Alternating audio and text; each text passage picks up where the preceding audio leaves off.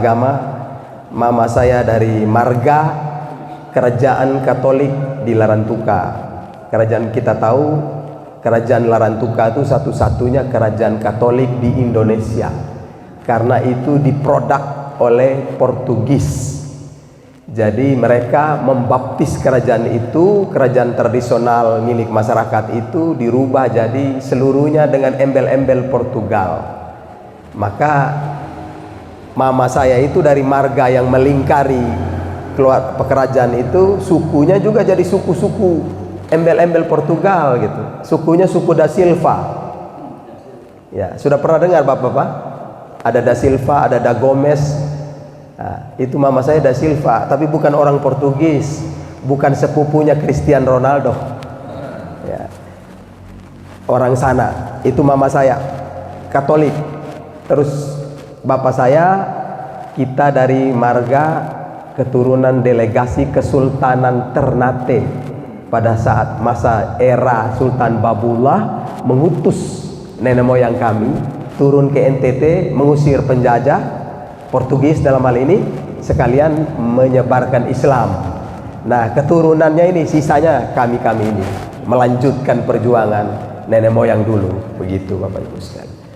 Jadi saya dari dua keluarga ini diharapkan bisa menjembatani antara umat Kristen dan umat Islam. Nah, Bapak Ibu sekalian, dulu saya pendidikannya tahun 82 masuk di pesantren Islam Al-Mu'min Ngeruki, Solo. Pesantrennya Ustadz Abu ya. Tamat tahun 86, pengabdian 1 tahun. Kemudian saya ambil keputusan, mulailah harus pulang berdakwah di daerah saya. Tapi saya berpikir, ini NTT sudah miskin, NTT mayoritas Kristen, NTT cukup tradisional dengan budaya-budayanya. Tantangan berat bagi seorang dai di sana. Uripe piye iku lah. Pikir juga Pak. Saya waktu itu zaman-zaman tahun 85 sudah merasakan media mimbar ini. Waktu itu saya naik mimbar, turun dapat amplop.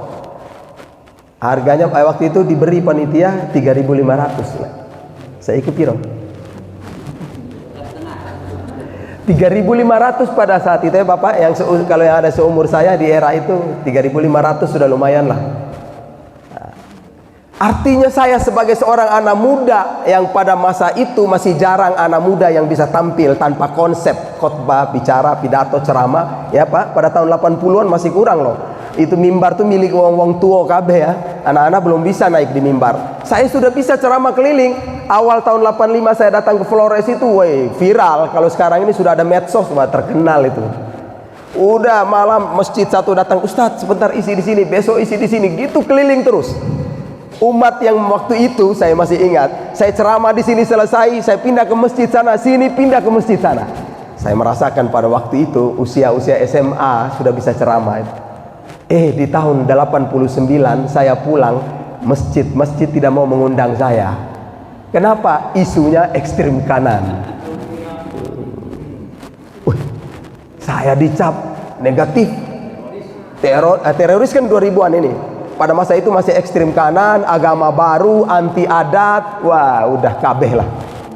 Tidak diundang lagi Pak. Saya tanya panitianya, piye kenapa saya tidak undang saya? Oh Ustadz, ini pada takut masyarakatnya ini. Tapi stigma negatif ini Bapak-bapak selama puluhan tahun memang melekat. Dari hari ke hari pelan saya Allah mengizinkan terjadi perubahan. Kalau dulu orang takut, kalau sekarang dirindukan. Kalau jalan sudah lama begini, kok Ustadz sesuai orang teko di masih ngisi, aduh kemana itu? Nah, sudah merindukan. Jangankan orang Islam, orang Kristen juga merindukan. Kenapa? Saya itu hampir hari-hari main bola di lapangannya mereka Pak. Nah, sampai sekarang masih main bola Pak. Ini berapa hari yang lalu main di Solon. Karena di sini ada klub Maluku, klub Flores banyak, jadi saya di situ. Nah Bapak Ibu yang dirahmati oleh Allah Subhanahu wa taala, tentu dari tahun 89 sampai hari ini sudah berapa tahun ini dakwah di sana? Sudah 30-an ya Pak? Ya, perjuangan di sana alhamdulillah tentu kita merasa banyak perubahan. Kalau bapak-bapak bertanya, Ustadz sudah berapa orang yang jadi mu'alaf? itu pertanyaan yang saya tidak suka menjawab. Sangat tidak suka menjawab. Kenapa? Karena tugas saya bukan membuat orang jadi mu'alaf atau masuk Islam. Tugas saya semata-mata balik, menyampaikan risalah Islam. Kalau balik, kalau menyampaikan, ini harus di entertainment Pak, harus ditata, harus direkayasa Pak ya. Artinya harus disusun supaya dakwah ini sebagus mungkin, bisa dikemas yang elok, bisa diterima oleh seluruh jagat raya. Begitu tidak Bapak-bapak? Urusan dia mau masuk Islam atau tidak bukan urusan ustadz, itu urusan hidayah Allah Subhanahu wa taala. Supaya apa? Supaya ketika orang masuk Islam, kita tidak bertepuk dada. Ini loh, gua loh, karena saya loh, karena ustadz loh orang masuk Islam. Tapi kita semua heran, bingung, kaget, kok bisa ngono toh? Kok bisa begitu? Kok bisa masuk Islam? Subhanallah. Itu yang pikiran saya begitu Pak.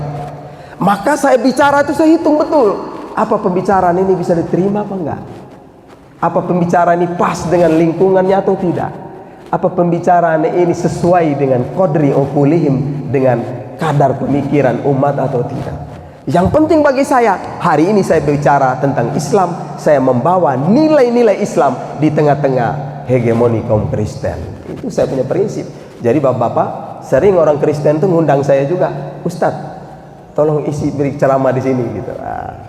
Atau kalau saya ceramah, senang mereka dengarkan. Walaupun saya sudah tahu, pasti dalam hatinya jengkel juga ya Pak ya. Tapi saya nggak mau pikir yang negatifnya, saya berpikir positif. Semakin jengkel orang terhadap Islam, semakin dekat dia pada hidayah Allah Subhanahu wa taala. Betul tidak Bapak Ibu sekalian? Nah, gimana ini sekarang sebagai dai di daerah seperti ini? Udah miskin, daerahnya juga gersang, fasilitasnya terbatas. Kalau harap sedekah, aduh Bapak Ibu, kita kalau Jumatan itu sudah lah paling banter 100.000 itu Jumatan. Ya syukur-syukur itu Pak, kalau tidak 50.000, 20.000 sedekah infak kotak amal itu Pak. Kadang-kadang saya bilang sama panitia, alhamdulillah iso tuku pulsa listrik aja cukup. Lah gimana ustadznya? Kalau di sana Pak, ustadznya harus bawa amplop. Nah, jangan ustadznya berharap amplop ini. Ya, mohon maaf ya ustadz-ustadz yang ada di sini ya. Nah, kalau mau dakwah dengan saya di Flores, bukan siap jadi miskin, harus siap jadi kaya. Tetapi kitalah yang mensedekahkan untuk umat kita. Begitu Bapak-bapak sekalian. Maka saya di sana berusaha semaksimal mungkin, bisa berusaha apa saja. Kadang-kadang jadi nelayan, kadang jadi supir, kadang jadi peternak, kadang mancing ikan, kadang di kebun. Begitu Bapak Ibu sekalian. Alhamdulillah di tahun 2002 kita bangun pesantren. Wih, itu juga parah juga tuh Pak. Awalnya tahun 2002 tuh Ustadz Abu ditangkap. Saya juga diisukan masuk dalam daftar pencarian orang. Wah, DO ya, apa? DPO. Woi, jadi isu itu. Masya Allah, memang tantangan opini negatif ini berat Pak. Ya.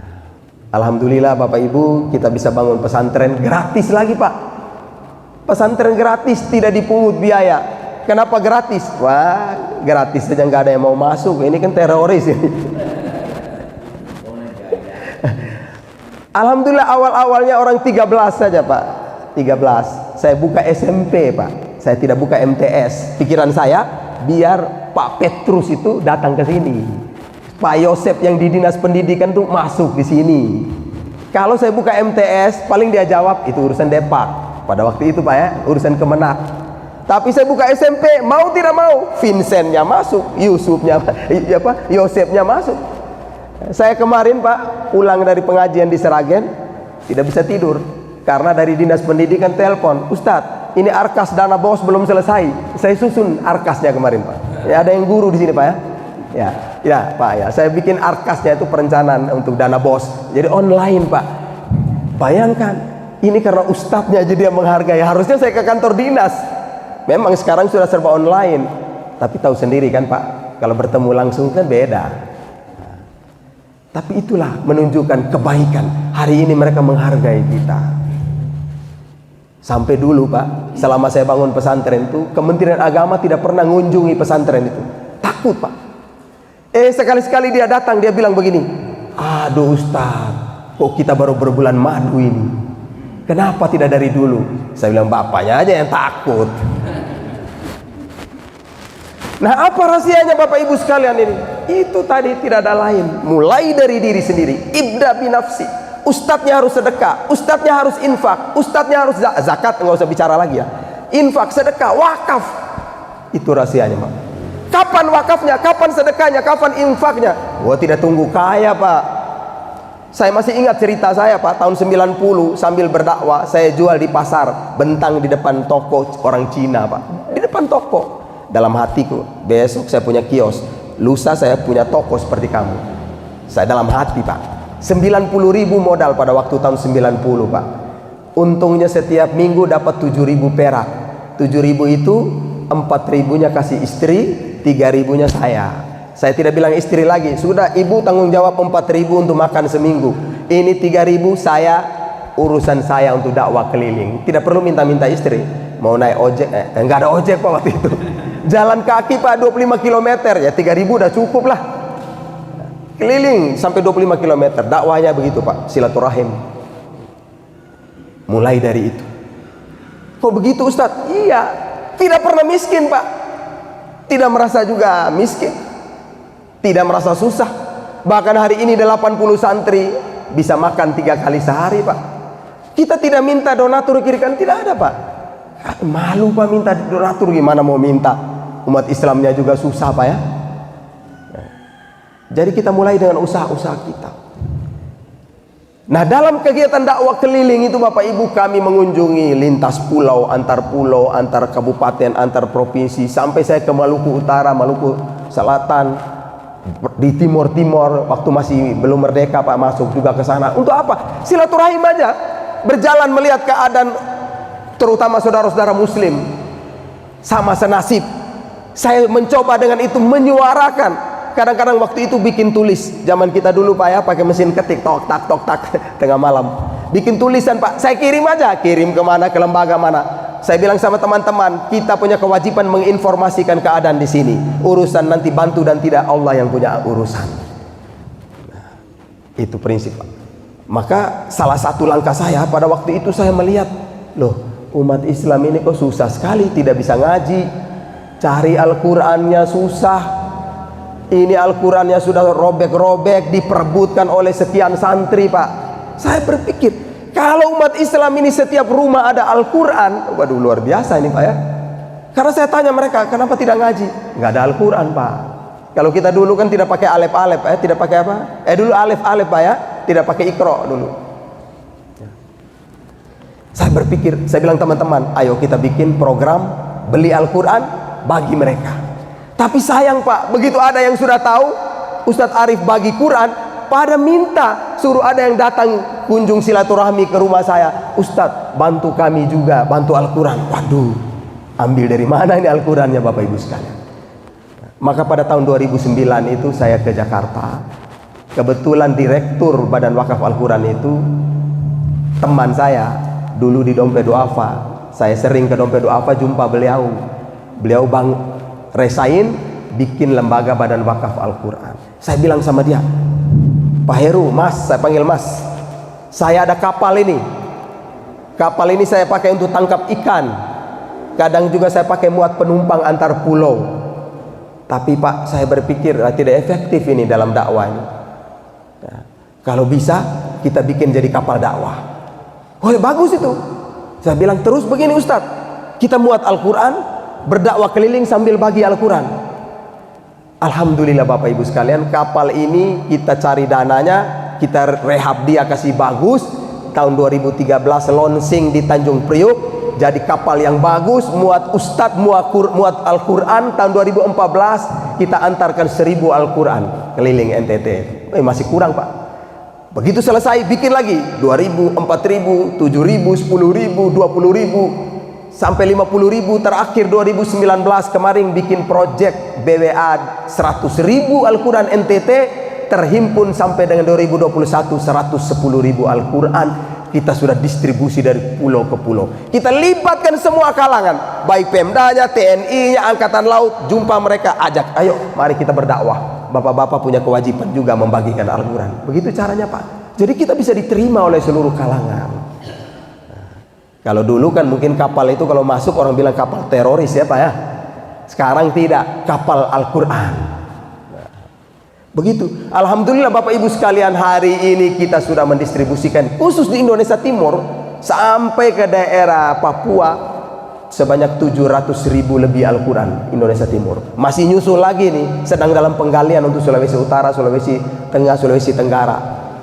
Khusus di NTT sudah 242.000 khusus NTT. Kalau se-Indonesia ini 2 juta lebih Al-Quran. Itu Bapak-bapak, maka kehadiran saya ini saya mengucapkan terima kasih, jazakumullah. Di sini sudah pernah dihimpun di sini? Sampun ya. Boleh jadi barangkali wakaf Bapak-bapak sudah pernah sampai ke daerah saya atau di daerah-daerah lain. Sebagai partner kami mengucapkan terima kasih sebagai penerima manfaatnya. Bapak masih bisa nyumbang lagi? Bukan mas, kata nyumbang itu terlalu anus ya. Masih bisa wakaf lagi Bapak Ibu? Insya Allah bisa sedekah, bisa wakaf. Harus Bapak Ibu, wakaf harus dijadikan sebagai gaya hidup kita. Memang kita bertakwa itu mastata'tum, fattaqullaha mastata'tum, bertakwa semampu kita. Bisa 1.000 ya 1.000 kita wakaf, bisa 100.000 100.000, bisa sejuta sejuta. Yang memang punya uang miliaran daripada simpan di bank, wakaf aja kita. Gitu. Itu Bapak Ibu sekalian. Memang kalau kita lihat dalam ayat Al-Quran itu, fattaqullaha mastata'tum, bertakwalah kepada Allah dengan semampu kamu. Realisasinya gimana? Realisasinya kata Allah, wasma'u, pasang telingamu, dengar ceramah itu, dengarlah tausiah itu, dengarlah nasihat-nasihat kebajikan, lihatlah hal-hal yang baik itu. Wa ati'un, terus taatlah. Kemudian wa anfiqu khairal li anfusikum, kemudian berinfaklah dari yang terbaik dari hartamu untuk dirimu sendiri, bukan untuk orang lain. Wa may yuqasuha nafsihi faulaika humul muflihun. Siapa yang dijaga oleh Allah dari kepelitan, kekikiran, maka Allah menjadikan dia orang yang beruntung. Pak, Bu, ini salah satu ayat yang memotivasi saya. Oh, daerah seperti ini saya berbuat semampu saya, nggak apa-apa. Tapi prinsipnya saya harus keluarkan harta saya belanjakan di jalan Allah Subhanahu wa taala. Tidak pernah akan membuat saya jadi miskin, tidak akan pernah membuat saya jadi susah. Justru saya mendapatkan keberuntungan yang luar biasa. Itu prinsip Bapak Ibu sekalian. Jadi Bapak Ibu, banyak sekali di daerah saya, ketika kita antarkan Al-Quran, luar biasa mereka merasakan suatu yang Masya Allah, tidak pernah seperti ini. Ustadz, apa orang NTT tidak bisa beli Al-Quran? Bisa sebenarnya Pak. Apa orang Maluku tidak bisa beli Al-Quran? Bisa. Cuma sayangnya di tokonya itulah Pak, mencari toko jual Al-Quran kan susah di sana Pak. Terus pebisnis jual Al-Quran itu rasanya pekewa atau gimana rasa, waduh ini jual Al-Quran ini untungnya gimana ini. Jadi persediaan Al-Quran itu terbatas. Kalau orang tinggalnya di kepulauan, datang hanya mencari toko jual Al-Quran, terus tidak menemukan Al-Quran, pulang lagi sudah rugi di ongkos, balik tidak bawa Quran, lupa lagi besok, akhirnya di rumah nggak pernah ada Al-Quran. Ini yang membuat saya berpikir, kita harus cari vendor, harus cari teman, cari sahabat, cari kaum muslimin supaya bisa mewakafkan Al-Quran ke sana. Dan kita datang ke desa itu ketika ada masalah, karena mereka tidak bisa baca Quran, kita bawa solusi. Ini loh Al-Qurannya. Bapak Ibu, suatu saat saya sampai di Banggai. Banggai itu dekat Palu, Sulawesi Tengah Pak. Kebetulan kapal kami kehabisan air minum. Kita minta di Sabandar, Sabandar bilang, Ustadz tolong datang ke kantor Kimpraswil, minta kepala PU-nya saja. Jadi saya bilang, Kapten kamu ke sana bawa Al-Quran 1 dus. Begitu sampai di kantor ketemu kepala dinas, kaget dia. Bagaimana tidak kaget? Orang bawa Al-Quran biasanya ke kantor Kemenak ya Pak. Ini datang ke kantor Kimpraswil, memangnya mau bangun rumah dari Al-Quran. Begitu dia terima, dia tanya, Pak dari mana ini? Kami dari NTT. Wih jauh. Kok bisa ke sini bikin apa? Antar Al-Quran. Masya Allah, saya seorang pejabat selama ini sampai di mana perbuatan saya, kebaikan saya untuk Islam? Sampean begitu jauh di NTT, korbankan waktu, musim begini, gelombangnya kencang, badainya luar biasa, kok bisa sampai di tempat saya? Memangnya Pak Kapten datang dengan siapa? Ada ustadzku. Di mana? Di kapal. Oh ya saya mau jumpa. Datanglah dia. Udah Cap, nanti air anak buah yang urus. Sekarang dengan saya bawa mobil dinas, jumpa ustadznya dulu. Subhanallah, luar biasa Pak. Datang dia pagi-pagi, wih, Si ABK bilang, Ustadz, ada mobil dinas itu. Lihat-lihat, oh ada kapten di dalam. Turun beliau pakai baju dinas. Saya pikir anak buahnya kepala dinas. Begitu sampai di atas, pakai bilang, ini ustadznya. Langsung dia peluk saya, Pak. Meneteskan air mata. Perkenalkan diri saya, kepala dinas Kim Praswil. Loh, kenapa Bapak meneteskan air mata? Saya terharu. Saya hampir pensiun ini. Sudah berapa banyak keamalan perjuangan saya untuk agama ini. Bapak-bapak ini masih muda, bisa antar Quran begini jauh. Beberapa hari lalu saya baru bicara sama staf-staf saya. Jadikan Quran sebagai pedoman hidup. Maka sebelum aktivitas dijalankan di kantor ini, semuanya mengaji Al-Quran. Dia baru wajibkan, Pak. Tapi masalahnya Quran tidak ada, Pak. Hari ini Bapak bawa Quran, ya Allah, nanti saya manfaatkan. Saya tempatkan di setiap ruangan dan saya wajibkan setiap muslim yang menjadi staf di kantor ini memulai hari ini dengan membaca Al-Quran. Terima kasih Ustadz ya, terima kasih. Begitu, Pak. Ini banyak lagi kita temukan di berbagai daerah. Subhanallah, Bapak-bapak. Inilah kerjasama antara Bapak-bapak dengan kami. Kita bisa wujudkan impian umat Islam ini. Maka Bapak-bapak, bukan saja itu, air bersih, ya Allah, ketinting, bangun masjid, bantu sepeda motor untuk dai di pedalaman, kegiatan kita yang lain, bangun madrasah. Sekarang kita lagi rehab madrasah saya, Pak. Mudah-mudahan Bapak-bapak berkesempatan berwakaf juga ya untuk pesantren di Adonara. Lewat BWA, Pak. Begitulah Bapak Ibu yang dirahmati oleh Allah Subhanahu wa taala. Jadi, kalau kita lihat kepada firman Allah, in ahsantum li anfusikum. Jika kamu berbuat kebajikan, maka kebajikan itu akan berpulang pada dirimu sendiri. Wa in asatum falaha. Jika kamu berbuat keburukan, keburukan akan berpulang pada dirimu sendiri. Maka Bapak Ibu, para ulama mengatakan antara ibadah dan akhlak lebih tinggi. Ibadah sifatnya personality, akhlak berkaitan dengan orang banyak, Pak. Bapak boleh sholatnya sampai kepala kita bengkak, siang malam ibadah terus, tapi menyakitin tetangga, nyakitin bapak mama, nyakitin orang lain, Pak, pahalamu pindah. Ya tidak Bapak Ibu? Sholat, selesai sholat, pahala tadi pindah ke orang yang kita sakitin hatinya. Kalau habis pahala kita, dosanya dia pindah ke kita, Pak.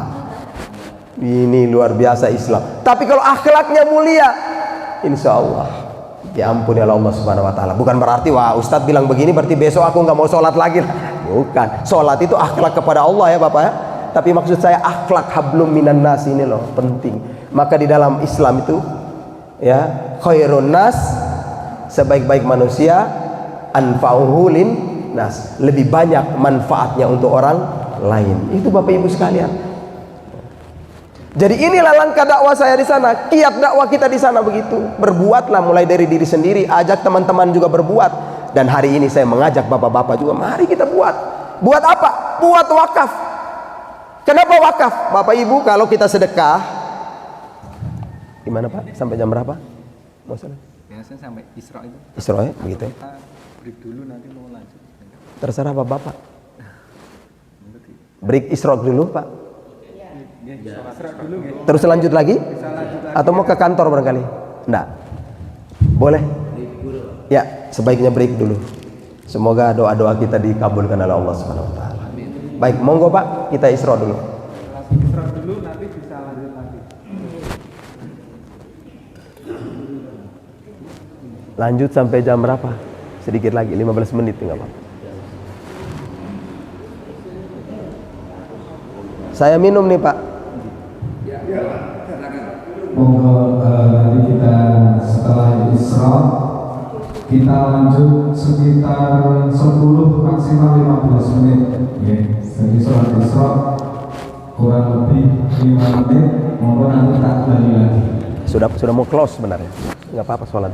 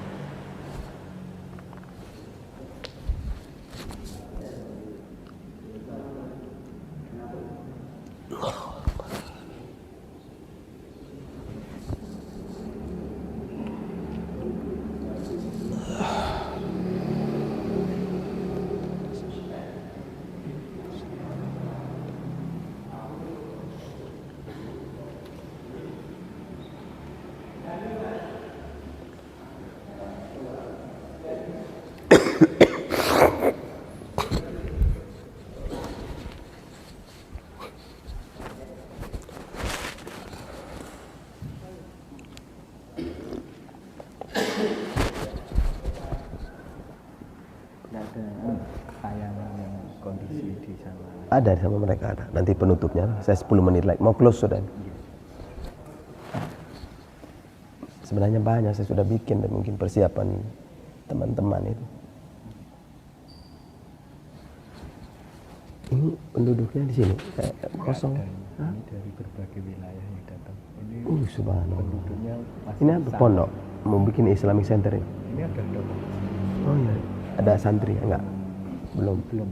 Nanti ini sementara masih sekolah sore dulu. Iya. Masih non formal. Tapi tahun ini Oh, mata. Pilihan. kan temennya Ustaz Nur Salim. Iya, betul. Kemarin Bersalim. hubungin saya. Masya Allah. Kok bisa menghadirkan Arifudin? Iya, dari temennya. Itu temanku. Iya, iya, Pak Nur Salim. Nanti kirim salam ya. Mana? Nggak ada sini. Ini nggak ada. Masih jauh. Iya, iya. Beliau itu kan termasuk salah satu manajemen pondok kita nanti. Ya, amin. Karena Mat Ali kita butuh orangnya. Iya, karena kita mempersiapkan guru Quran. Iya. Jadi nanti kalau nggak dari Mas Ali kita nggak punya kader. Mudah-mudahan tamatan sini bisa bantu kita di sana. Amin. Saya ngelamar duluan. Ya, karena susah untuk masih saya sendiri sih masalah. Lain kan guru umum. Kalau ada kan guru agama tamatan IAIN apa gitu kan kualifikasinya kan maklum. Tidak terlalu anu toh. Artinya bukan sebagai seorang pondok itu beda ketahanannya, keilmuannya. Iya. Ya nanti termasuk Ustaz Nur Salim yang ngajar juga. Ngajar, ya. Ini salam beliau ya. Iya. Nanti malam kita berapat di rumahnya beliau. Subhanallah, ini pagi nggak bisa hadir beliau. Ya, Masih kontak? nggak ada nomor saya. Nggak ada nomor? Nanti saya minta sampai. Iya. Bisa aja. Kita biasanya di grup tapi saya nggak perhatik saya. Grup kan munculnya. Saya kemarin di Ngeruki silaturahim Ustadz Abu. Kita lanjut aja ya. Oh, iya. Mau bikin Mat Ali ya? Mau bikin Ya tamat. Tapi legalitasnya apa nanti? Nggak perlu gitu. Perlu juga. Saya sudah ngurus.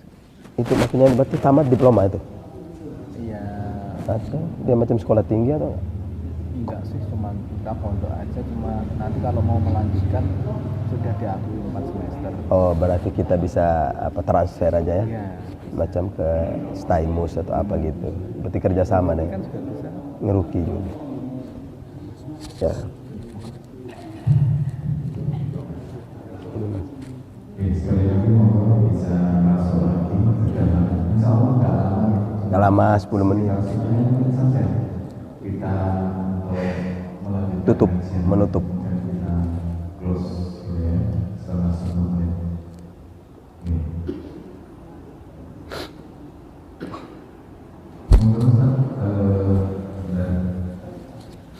Sebelum mulai Bapak sekalian sambil menunggu bahwa besok pagi kajian akhlak yang disampaikan oleh Profesor Dr. Agus Purwanto DSC, Guru Besar Fisika di ITS.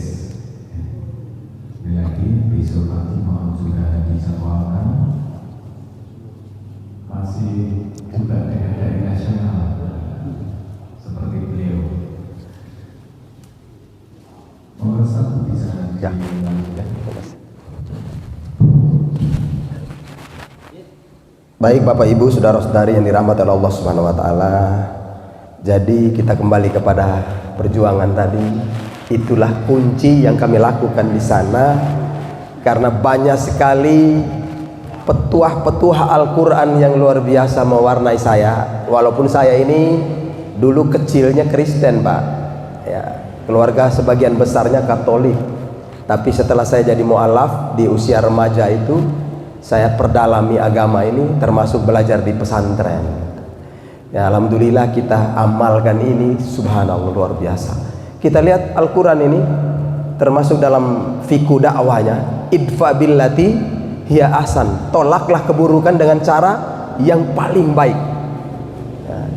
Fa idzal ladzi bainaka wa bainahu adawah, maka orang yang diantara kamu dan dia ada permusuhan, ka'annahu waliyun hamim, dia berubah seolah-olah jadi teman setia. Itu Pak, saya merasakan itu. Saya pulang dakwah di Timor itu, kalau di sana kan kita lewat kampung-kampung Kristen. Desa saya itu dikelilingi oleh desa-desa Kristen. Jam 12 malam pulang, ketika ditanjakan di atas pojok itu anak-anak muda nongkrong. Kalau orang Kristen pasti minum-minum Pak ya, bukan minum jahe kayak gini, minum moke di sana bilang. Itu sudah pada sempoyongan. Begitu saya lewat, Ustadz, malam baik Ustadz, selamat Ustadz, besok kita jumpa Ustadz. Saya merasakan luar biasa Allah ini mendekatkan kita dengan manusia ini. Apapun agamanya bukan ukuran. Memang dia tahu Pak, besok itu jumpanya di lapangan bola Pak. Saya kan suka main bola dengan mereka. Artinya kita mencoba menerapkan nilai-nilai Islam di tengah-tengah mereka ini. Termasuk menghadirkan wakaf-wakaf air bersih. Air bersih bukan saja kita yang minum, justru mereka lebih banyak menikmati. Ya Ustadz boleh? Ya boleh. Itulah wakaf. Wakaf itu amalan Islam dari harta kita untuk kepentingan umum. Kalau zakat jelas mustahiknya udah oke. Ya, infak sesuai kesepakatan. Sedekah mungkin pilihan kita. Tapi kalau wakaf mengalihkan hak kita kepada hak Allah, berpindah hak kita menjadi hak Allah, maka peruntukannya untuk seluruh umat manusia. Jadi Bapak Ibu, kalau nanti dengar, loh kok wakaf air bersih kok untuk orang Kristen yang minum di sana? Iya, nggak apa-apalah. Itu kan kontribusi Islam pada dunia ini ya, tidak? Ya tidak Bapak Ibu. Jadi saya memilih wakaf itu luar biasa. Maka Bapak Ibu sekalian saya mengajak, ayo wakaf. Kenapa? Wakaf ini 4 syaratnya ya, kita sudah tahu, saya ngulangi saja. Pertama harus ada wakif. Jadi Bapak Ibu, kalau mana Al-Quran Mas? Oh emang. Kalau Bapak Ibu mau mewakafkan Al-Quran itu harus menyampaikan namanya jelas, alamatnya pasti. Karena wakif ya, wakifnya harus jelas. Kalau di Al-Quran BWA nanti nama Bapak itu dicantumkan ya. Ini fungsinya luar biasa. Bagi kami penerima manfaat, ketika kami buka Al-Quran ini, kami baca, kami akan melihat, oh ada nama Bapak tertera di sini. Memang kami tidak kenal Pak, tapi prasasti ini penting juga Pak. Dengan kami mengungkapkan nama Bapak di sini, insya Allah. Wah, ini kadang-kadang kan kita menyumbang ini tulisnya cuma hamba Allah ini. Biasanya, saya dalam hati guyonan saja Pak. Malaikat bisa bingung ini hamba Allah yang mana ini. Ya, tapi di sini ditulis nama, maka wakif ini harus jelas Pak. Beda dengan sedekah biasa Pak. Yang kedua syaratnya adalah mauquf. Barang berharga tidak ada kaitan dengan utang piutang, milik pribadi murni, tidak ada kaitan dengan siapapun. Salah satunya Al-Quran.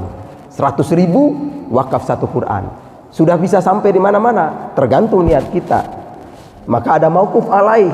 Mauquf alaih ini dilontarkan oleh lembaga kita macam BWA. Al-Quran untuk NTT, udah saya niatkan mauquf alaihnya masyarakat NTT. Kalau saya tidak tahu, mauquf alaihnya untuk pulau terpencil aja lah. Oke, monggo Pak. Ada dalam program project BWA seperti itu. Wakaf Al-Quran untuk pulau terpencil. Nanti kalau sudah banyak dikirim ke saya, Ustadz Arif, tolong ini bantu antar ke Halmahera, antar begitu Pak. Atau wakaf air bersih, monggo 100.000 1 paket. Atau mungkin wakaf pesantren, renovasi pesantrennya Ustadz Arif, 100.000 juga boleh Pak. Kalau yang punya 1 juta monggo Pak. Ya, tinggal Bapak mau sekarang tunai bisa, mau nanti ditransfer sesuai rekening yang ada di situ, oke. Nah, kemudian syarat berikut kita sudah tahu harus ada nazir. Bapak-bapak, teman-teman kita dari BWA ini, beliau nazir, bukan sekadar datang minta-minta. Beliau akan menjadi saksi atas wakaf kita. Beliau yang menerima ikrar kita tentang wakaf ini, dan beliaulah turut mendoakan wakaf kita itu Bapak. Itu fungsinya mereka. Maka mereka adalah nazir, saya juga nazir di daerah. Nanti di daerah kalau bupatinya yang terima, bupati juga nazir. Kita melanjutkan untuk menyampaikan Al-Quran kepada penerima manfaat, begitu. Yang terakhir tentu ikrar. Ikrar wakaf itu penting Mbak. Jadi kalau Bapak tidak bisa mengikrarkan sekarang ini, bisa nanti lewat SMS atau WA, tolong ditulis nama saya ini, alamat ini, saya wakaf sekian untuk kepentingan ini, manfaatnya ini. Nah, sehingga ikrar Bapak itu diterima oleh nazir-nazir ini, diadministrasikan. Begitu Bapak Ibu sekalian. Jadi saya mengajak, ayo berwakaf.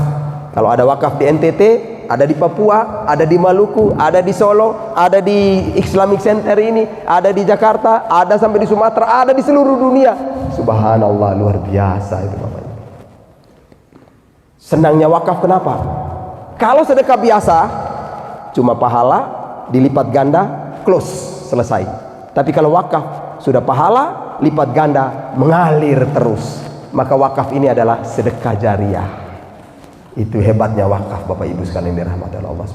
Jadi kalau kita sudah mati, nanti dalam kubur setiap hari malaikat kaplok kita terus.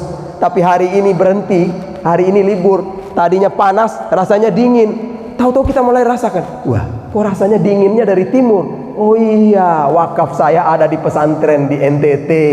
Pantas santrinya sedang berdoa untuk saya. Saya merasakan manfaatnya di kubur. Kira-kira ilustrasi begitu Bapak-Bapak sekalian. Dan saya yakin, Bapak-Bapak yakin tidak ini Bapak Ibu? Kalau saya yakin banget itu. Pasti dengan wakaf saya. Karena saya bergembira sekali. Penting wakaf ini, investasi akhirat. Wong kita ini banyak duit, pikiran kita beli rumah sana, beli rumah sini, bikin ini. Kenapa kita tidak berpikir beli rumah di surga? Beli rumah di kubur. Harusnya harta kita sudah diproyekkan, bukan sekedar program, diproyekkan. Udah punya target, gaji sekian, ini wakaf. Gaji sekian, ini pergi haji. Gaji sekian, ini untuk istri anak, ini untuk bangun ini. Dua-dua harus balance Pak. Jangan sampai semuanya kita bangun di dunia, akhirat kita lupa. Begitu mati, aduh, di bank masih sekian miliar. Masya Allah, diperebutkan anak-anak, jadi ribut. Kita dapat dosa Bapak Ibu sekalian. Nauzubillah min dzalik. Maka mumpung masih ada waktu, marilah kita alokasikan ini. Penting bikin program kita secara pribadi, ada yang kita wakafkan.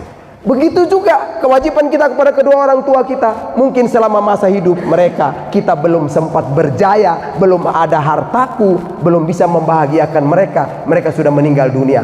Kesempatan ini saya wakafkan atas nama mereka. Boleh Pak, wakaf Al-Quran atas nama almarhum Muhammad ini, ibu ini. Begitu Pak, sedekah untuk mereka sehingga mengalir pula pahalanya ke alam barzah untuk mereka Bapak Ibu sekalian. Demikian Bapak Ibu, bisa ya? Mudah-mudahan yang saya sampaikan ini bermanfaat untuk kita sekalian. Mari kita jadikan wakaf sebagai gaya hidup. Pada akhir atau yang terakhir, saya mengucapkan limpah terima kasih atas segala partisipasi Bapak Ibu sekalian.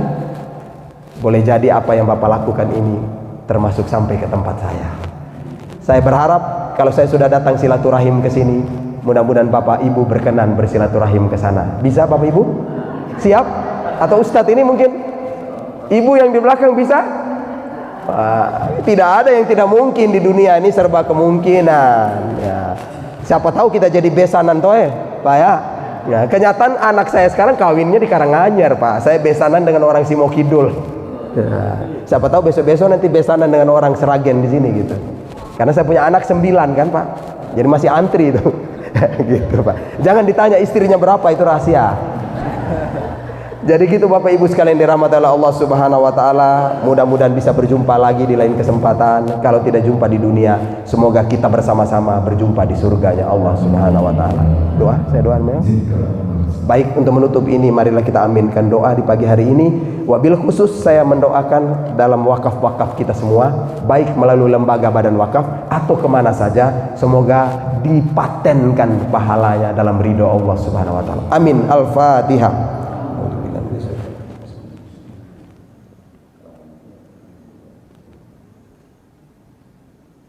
Amin ya rabbal alamin. Allahumma sholli wa sallim ala habibikal karim wa ala alihi wa sahbihi ajmain. Allahumma bika asbahna wa bika amsayna wa bika nahya wa bika namutu wa ilaikan nusur. Allahumma afina fi badanina, Allahumma afina fi sam'ina, Allahumma afina fi basorina, la ilaha illa anta. Allahumma inna na'udzubika minal kufri wal fakri wa na'udzubika min adzabil qabri, la ilaha illa anta. Allahumma inna nas'alukal afwa wal afiyah fid dunya wal akhirah. Allahumma inna nas'alukal afwa wal afiyah fi dinina wa dunyana wa ahlina wa malina. Allahumma astur auratina wa amir rawatana. Allahumma hafadna min bayni yadayna wa min khalfina wa an yaminina wa an shimalina wa min fawqina wa na'udzu bi azamatika an uqtala min tahtina. Allahumma rabbana taqabbal minna hadhihi shadaqah. Allahumma rabbana taqabbal minna hadzal infaq. Allahumma rabbana taqabbal minna hadhihi zakat. Allahumma rabbana taqabbal minna hadzal Qur'an. Allahumma rabbana taqabbal minna hadzal waqaf. Allahumma rabbana taqabbal minna innaka antas samiul alim wa tub alaina innaka antat tawwabur rahim. Allahumma inna nas'aluka ilman nafi'a wa rizqan thayyiba wa amalan mutaqabbala. Rabbana atina fid dunya hasanah wa fil akhirati hasanah wa qina adzabannar. Walhamdulillahi rabbil alamin. Terima kasih, jazakumullah khairan katsira. Mohon maaf lahir dan batin. Billahi taufik wal hidayah. Wassalamualaikum warahmatullahi wabarakatuh. Terakhir kita bisa lihat video terdistribusi aja ya.